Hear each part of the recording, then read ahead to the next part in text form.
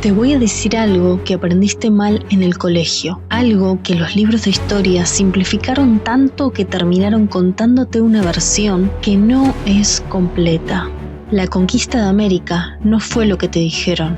No fue una historia de 600 hombres valientes que derrotaron a imperios enteros. No fue solo una historia de espadas contra flechas, y tampoco terminó cuando cayó Tenochtitlán. La conquista de América fue el evento más devastador de la historia humana, tan grande, tan brutal, tan irreversible, que cambió literalmente el clima del planeta entero. Y eso no es una metáfora, es ciencia publicada por la Universidad College de Londres. Quédate en este video de dato que no sabías, porque cuando termines vas a ver el mundo entero diferente. Empecemos con los números, porque los números no mienten, aunque en este caso incomodan. Antes de 1492, América no era un continente de tribus dispersas viviendo en la selva. Era un continente con civilizaciones complejas, tenían ciudades enormes, sistemas de agricultura avanzados y una población estimada de entre 60 y 70 millones de personas. Para darte contexto, en ese momento toda Europa tenía aproximadamente la misma cantidad de habitantes. Y para comienzos del siglo XVII, el número de muertos en América llegó a los 56 millones. Según una estimación de 4 académicos de la Universidad College de Londres. Esa cifra representa el 90% de la población precolombina y el 10% de la población total de la Tierra en ese momento. Repito esto solo para que lo puedas procesar. Imagínate, en menos de 100 años desapareció el 90% de la población de un continente entero. Fueron decenas de millones de personas. Y aquí viene el primer dato que no te contaron. La mayoría no murió por las espadas. Cuando Hernán Cortés desembarcó en México en 1519 con sus 600 hombres, Tenochtitlán era una de las ciudades más grandes del mundo. Tenía acueductos, mercados, templos y una población de entre 200.000 y 300.000 habitantes. ¿Cómo es posible que solo 600 hombres pudieran con todo eso? La respuesta no está en las armas, está en algo que los españoles ni siquiera sabían que llevaban encima: la viruela. Los europeos que llegaron a América habían tenido contacto con los virus de la etapa infantil, por lo que ya disponían de inmunidad natural. Pero en el caso de los indígenas, la falta de contacto previo supuso una virginidad inmunológica, una falta total de respuesta defensiva frente a las nuevas infecciones. La epidemia de viruela que sufrió la población mexicana fue la pieza clave durante la conquista, porque la enfermedad fue la que mató al 80% de los habitantes de Tenochtitlán. 80%. La ciudad no cayó por las armas, cayó porque ya estaba muerta por dentro antes de que llegara el asedio final. Y lo mismo pasó en Sudamérica. La primera epidemia de viruela en el Imperio Inca fue en 1529 y mató, entre otros, al propio emperador Huayna Cápac, padre de Atahualpa.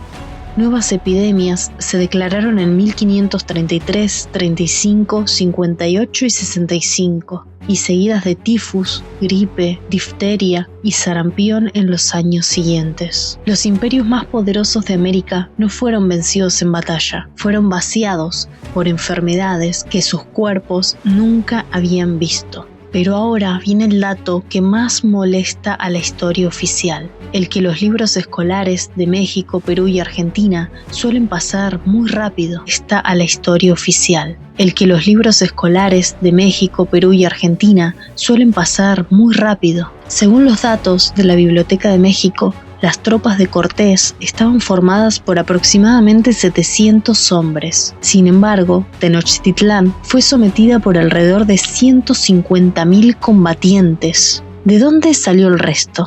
La caída fue a manos de los propios indígenas que se sumaron a las tropas españolas para librarse del yugo azteca. 150.000 personas y solo 700 eran españoles.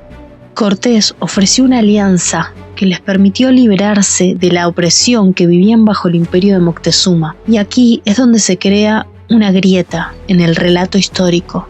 Contar que entre culturas se traicionaron atenta contra la construcción de la historia del nacimiento de México como Estado-nación. Dicho de otra forma, la versión que aprendiste en el colegio fue construida después para crear una identidad nacional. Pero la realidad es más compleja, más humana y mucho más incómoda. Este es el dato que más me impactó cuando lo descubrí y el que menos gente conoce. Hasta el año 1600, más de 50 millones de personas murieron a manos de los colonizadores o víctimas de enfermedades traídas de Europa. La despoblación hizo que quedara abandonada una extensión de tierras anteriormente cultivadas equivalente al tamaño de Francia. Cuando esas tierras quedaron vacías, la naturaleza las reclamó. Millones de hectáreas de cultivos se convirtieron en bosques, y esos bosques absorbieron una cantidad enorme de dióxido de carbono de la atmósfera.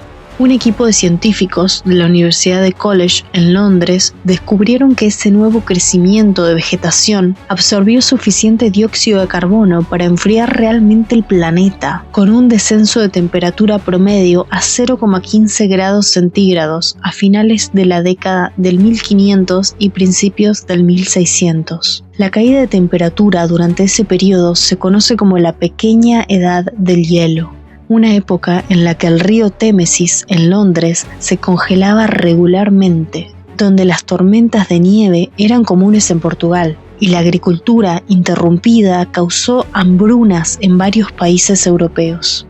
Es decir, que la muerte de los pueblos originarios de América no solo destruyó un continente, cambió el clima del planeta entero, provocó hambrunas en Europa, congeló ríos en Inglaterra, y nadie lo conectó durante siglos. La conquista de América no fue una historia simple de valientes y salvajes.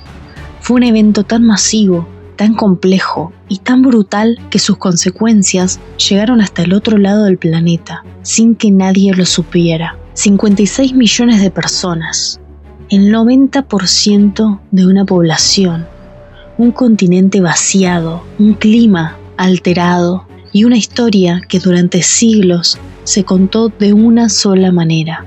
¿Vos qué crees? ¿Cuánto de lo que aprendiste en el colegio era la versión completa y cuánto era solo la versión conveniente? Déjamelo en los comentarios. Y si querés seguir descubriendo cosas que nadie te enseñó, suscríbete a Dato que no sabías y nos vemos en el próximo Dato.